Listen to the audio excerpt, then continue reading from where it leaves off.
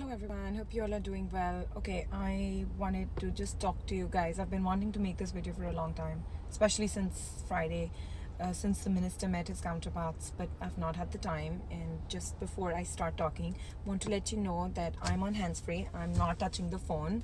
Yes, I'm driving, but I'm not touching the phone, and I'll try not to look into the camera. But the reason of this video is that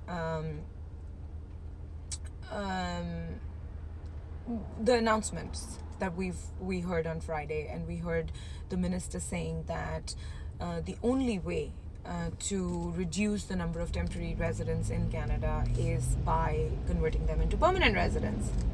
But there was another thing that the minister said, that not everybody is going to get permanent residence. And I think it is time for people to accept this. We have about 2.7 million temporary residents living in Canada currently, and the allocation limits over the next 4 years is about 1.5 million. So there'll still be about 1 million more people who will not be able to get their permanent residence, and keeping in mind there will be more people who will be coming in the next few years. And there are also people applying for permanent residence from outside Canada. Yes, the minister did mention about increasing the allocation limits, but we have to understand and accept that increasing allocation limits does not mean that they're going to increase the allocation limits by 1 million. They're going to probably increase the allocation limits by 50,000, 60,000, 100,000 at max. But they're not going to increase the allocation limits per year by 1 million people over the next 3 years. And the big reason for that is infrastructure.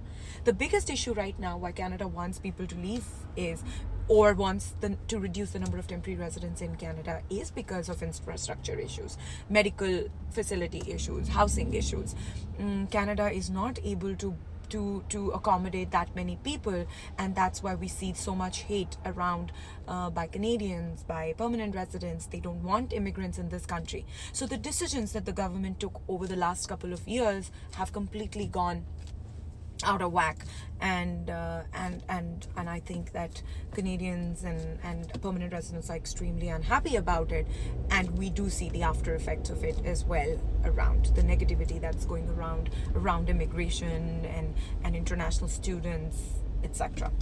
Now, the reason why I wanted to make this video is because I know there are rumors going around that there'll be a new TR to PR pathway, or maybe they're going to start doing some draws. But you guys have to keep in mind that those programs, if in case, first of all, I doubt those programs will come, but let's say those programs come. If they do come, they're not going to be open to everybody, because the minister has said it time and again that they want to prioritize on occupations that are in high demand in Canada, and that can help Canada grow in terms of infrastructure, grow in terms of its healthcare facilities. Canada needs people in the healthcare. Canada needs people in the construction industry, in the trades industry, in the STEM sector. So they are going to continue focusing on people working in those industries, and hence they will give out opportunities to people who are working in those industries. And of course, they might work closely with their provincial counterparts and maybe develop strategies wherein wherein the provinces decide what occupations they want people in, and hence those people will be given priority. We heard the minister giving an extension to Manitoba's temporary residents in the expression of interest pool for an extension on their work permits.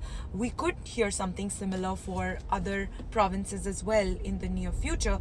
But again, the minister has said he's going to look at the data based on what the provinces want to say. And the provinces, we've seen, have been focusing a lot on priority occupations as well. We have Ontario focusing on trades and healthcare and STEM. We have BC focusing on certain occupations. We have Nova Scotia cutting down on applications from certain industries, especially in the food and service sector. So every province has their own needs, and based on that, we will see new policies. There will probably be extensions coming for postgraduate work permits, but those extensions are not going to be everybody. So keep that in mind, that first off, you have to accept that not everybody who's on temporary residence in Canada currently will be able to transition into becoming a permanent resident. The minister has said it loud and clear. There is no other way of saying it better. It's very clear crisp and clear.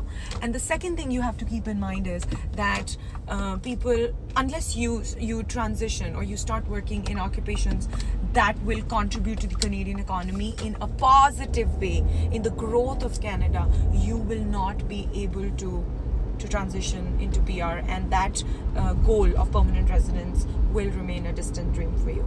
That's all I wanted to share with you guys. I hope, I wish you all luck, and I hope that you all are able to get what you desire. But yeah, there'll have to be a little bit of work that will have to go into this, not just, you know, doing a general arts degree or a general business or an arts program.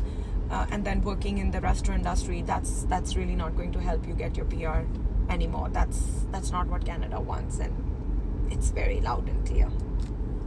Bye-bye, everybody.